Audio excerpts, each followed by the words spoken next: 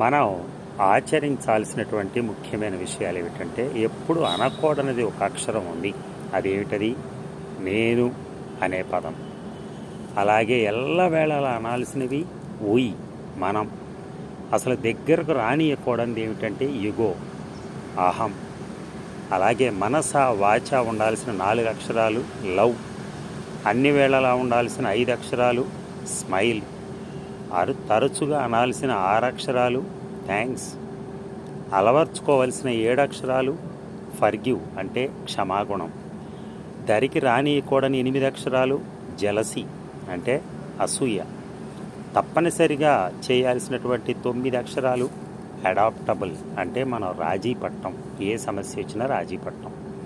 అలాగే అందరితో అవసరమయ్యే 10 అక్షరాలు అండర్స్టాండ్ అంటే అర్థం చేసుకోవటం. ఇవి గనక మనం అమలు చేసినట్లయితే